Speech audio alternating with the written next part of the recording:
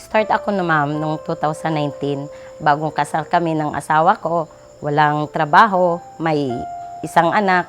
So dahil sa hirap ng buhay, wala kaming trabaho.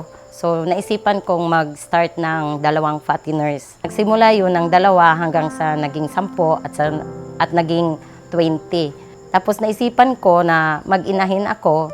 So kumuha ko dun sa fatteners ko ng isang gelt. Nag-start ako ng isang gelt. Tapos nakita ko na may pera sa pagbababoy. So dinamihan ko yung saus ko. Tapos doon, naisipan ko na mag-agrivet kasi kailangan ko nga na maraming feeds. So nag-start ako, pinaikot ko yung kapital ko. Tapos kumuha ko ng kaunting pera. Doon ako nag-start sa business namin na agrivet.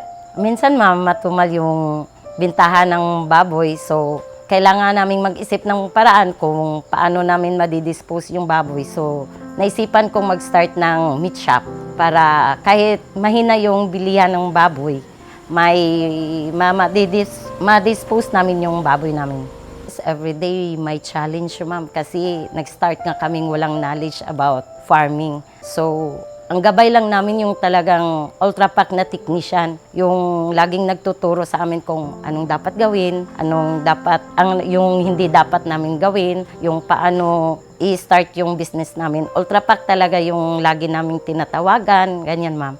Yung kung ano yung process ng pag-start ko nung dati, yun pa rin yung ginawa ko. So ngayon, may 16 na inahin na po ako.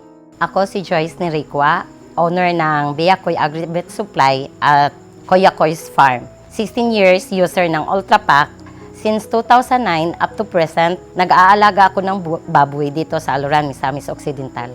Nung na-ESF kami ma'am, nag-trial and error kami after 2 months ni Sir Iko na bumili kami ng 10 biik para mag-start.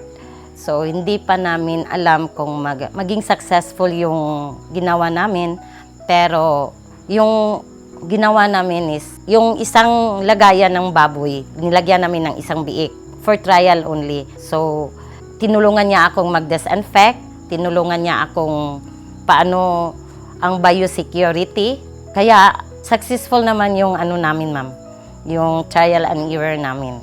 Since doon, hindi na ako nagpapasok sa babuyan namin. Ako na lang at saka yung anak ko. Then, tinuruan niya akong paano mag-inject. Tinuruan niya ako paano alagaan yung baboy na ako lang. Tinuruan niya akong mag-AI.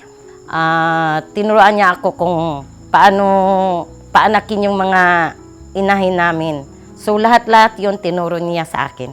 Ang advantages ko po sa pagkakaroon ng agrivet is mas cheaper yung nabibili kong feeds sa Ultra-Pack kasi madami yun, no? Nakaka-discount ako. Tapos, yung stocks ko, lagi siyang bago kasi laging nauubos. Maraming bumibili sa Ultra-Pack doon sa store at the same time, yun yung ginagamit ko sa babuyan namin. So, hindi talaga maluluma, ma-stock yung stocks ko. Laging bago. Malaki yung naitulong ng Ultra-Pack sa pamilya ko, sa hanap buhay namin. Kasi, yung Ultra-Pack talaga yung kaakibay ko sa hanap buhay namin. Sa Ultra-Pack, nakita ko yung early harvest nila.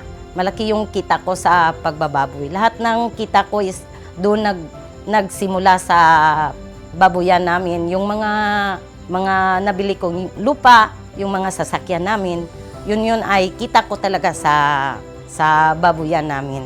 Kaya salamat sa Ultra-Pack kasi dahil sa kanila, lumago yung hanap buhay namin.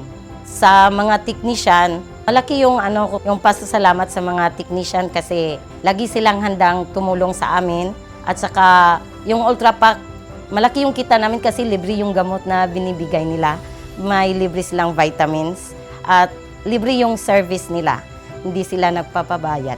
Sa Ultra-Pack, mabilis ang serbisyo nila. Nire-recommend ko yung Ultra-Pack sa lahat ng mga kakilala ko dahil sa Ultra-Pack, proven and tested na talaga.